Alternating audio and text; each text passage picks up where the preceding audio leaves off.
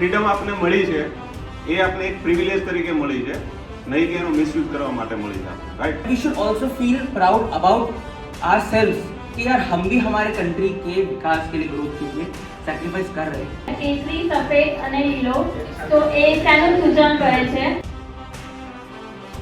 કેસરી રંગ બલિદાન માટે છે, સફેદ રંગ છે પીસ માટે છે, અને ગ્રીન છે પ્રોસ્પેરિટી માટે અથવા હરિયાળી ચમક।